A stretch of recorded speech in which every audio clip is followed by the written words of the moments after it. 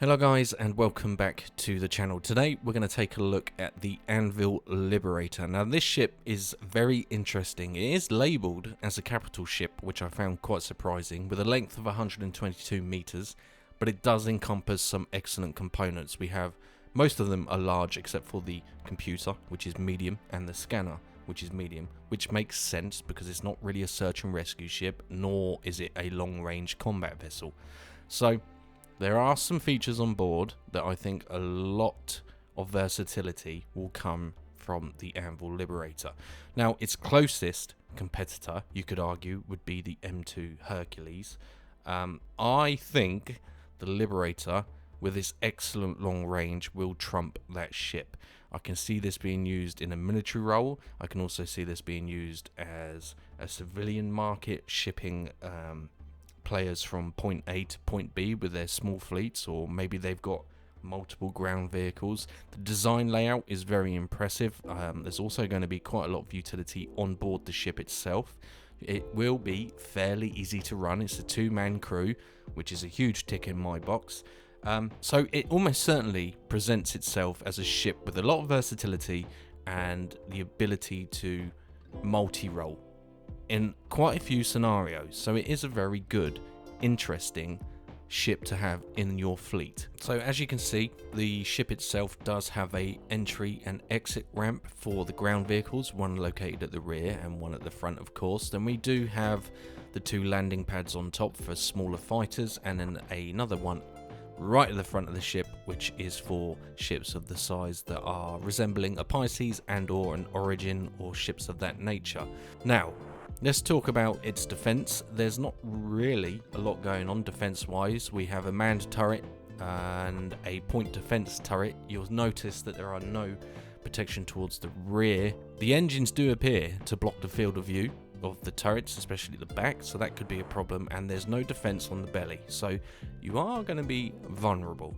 So how do you counter that? Well, I'm hoping the ability to launch ships that are on your ship as like a scrambling effect, making this ship also a pocket carrier, if you will. I'm hoping that will be something that will happen, because the firepower for the ship is pretty lackluster, and at some point I imagine you are going to need to defend yourself, and having the ability to launch those ships you're carrying in your self-defense is almost certainly going to be a huge and important asset when it comes to the Anvil Liberator and its defense. Okay, so we know it's going to have multiple advantages.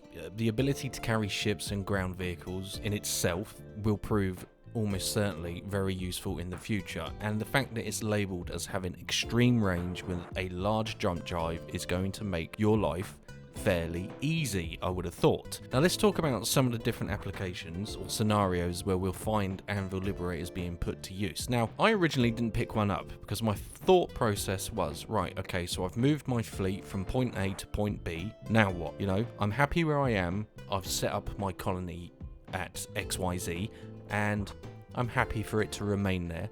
So it's a one-time use ship for me, right? That was sort of my original thought process. Then I decided, well, hang on a minute. What else can we extrapolate from its versatility? Okay, so mining orgs could almost certainly carry a couple of prospectors and a ridiculous amount of rock miners in the ground vehicle area of the ship. The ship has 400 SCU. It doesn't have its like a dedicated refueling repair area in that ground vehicle bay. That will be done manually by players, and the thought process, I believe, is that you would access the cargo and you'd use hand tools or basic refueling, repairing in that area of the ship. There is no dedicated refuel and or repairing station. In a way, I'm glad, because that would put things like the Vulcan and the other ship I can't think of right now out of business, and we don't want that. So that covers that. But for a mining org, this ship would certainly be useful, especially with 400 SCU, ample space to store product or anything you've mined. For military organizations, this could easily quickly turn into a ship drop ship, so kind of filling that role of landing, deploying fighters, and immediately rolling out some Nova tanks and a ballista. That's going to make for interesting gameplay. It could also be used as a security platform for like the UEE Navy or roles similar to that of bounty hunters. You could have Cutlass Blues on there, an Avenger Titan and a Warlock, and it becomes a security ship. So it has its uses and a wide array of versatility.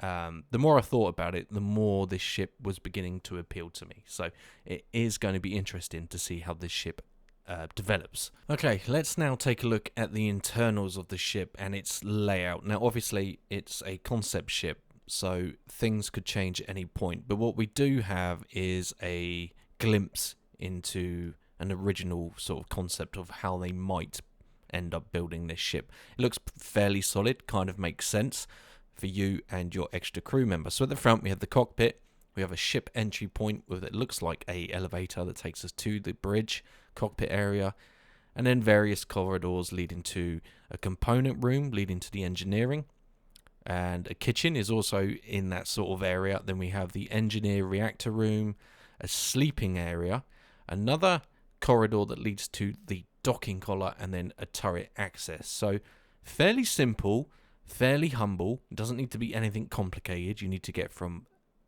one part of the ship to the other. That's pretty much it.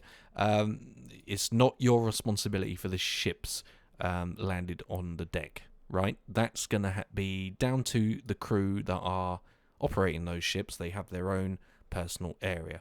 So fairly simple. I wouldn't expect anything to be complicated. I don't think I'll get lost in this like I did the Caterpillar.